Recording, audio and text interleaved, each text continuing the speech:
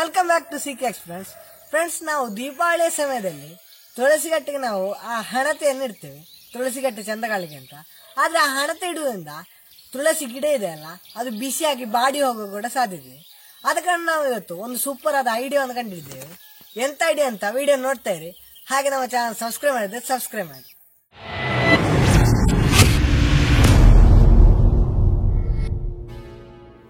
Friends ನೋಡಿ, ನಾವೊಂದು ಚಿಕ್ಕ ಪೈಪ್ ಶೀಟ್ ಪೀಸ್ ತಕೊಂಡಿದ್ದೇವೆ. ಇದನ್ನು ನಾವೀಗ 4 ಪೀಸ್ ಆಗಿ ಮಾಡಬೇಕು. ನಾವು ಪೀಸ್ ಆಗಿ ಮಾಡೋಣ. ಫ್ರೆಂಡ್ಸ್ ನೋಡಿ, ಈಗ ನಾವು 4 ಪೈಪ್ ಶೀಟ್ ಪೀಸ್ ಅನ್ನು ಈ ರೀತಿ ಕಟ್ ಮಾಡಿದ್ದೇವೆ. ಹಾಗೆ ನೋಡಿ, ಒಂದು ಸೈಡಲ್ಲಿ ನಾವು ಸ್ಯಾಂಡ್ ಪೇಪರ್ ಹಾಕಿದ ಕಾರಣ ನೋಡಿ ನೈಸ್ ಆಗಿ ಬಂದಿದೆ. ಈ ರೀತಿಯಾಗಿ ಮಾಡಬೇಕಾಗಿದೆ.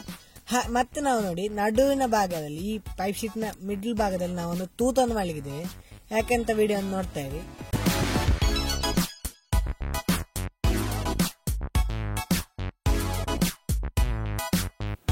ಫ್ರೆಂಡ್ಸ್, ಇನ್ನು ನಾವು ನೋಡಿ 8mm LED ಬಳಸಿದ್ದೇವೆ. ನೋಡಿ, ಇದು ಪಿಂಕ್ ಆಗಿದೆ, ಹಾಗೆ ಇದು ಗ್ರೀನ್ ಆಗಿದೆ. ನೋಡಿ, ಇದು ಎರಡು ಬಳಸಿದ್ದೇವೆ. ಇದನ್ನು ನಾವು ನೋಡಿ ಈ ರೀತಿ ಅದನ್ನು ನಾವು ಆಗ ಕಟ್ ಮಾಡಿದಂತ ಪೈಪ್ ಶೀಟ್ಗೆ ಈ ರೀತಿಯಾಗಿ ಸೆಟ್ ಮಾಡಿದ್ದೇವೆ. ಯಾಕಂದ್ರೆ ನಾವು 4 ಅನ್ನು ಗ್ಲೂ ಮಾಡಿ ಬರೋಣ.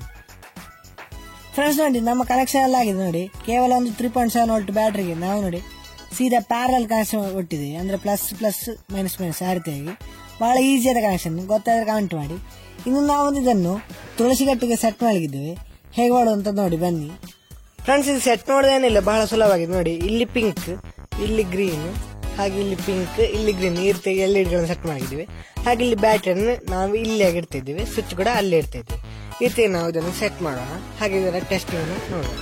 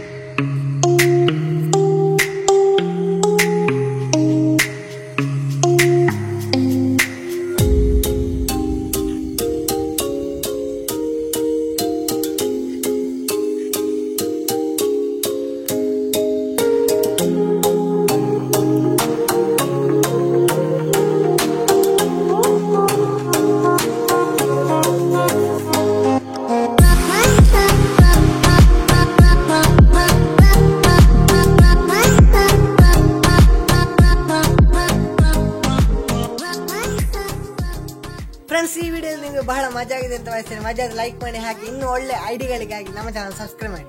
Thank you.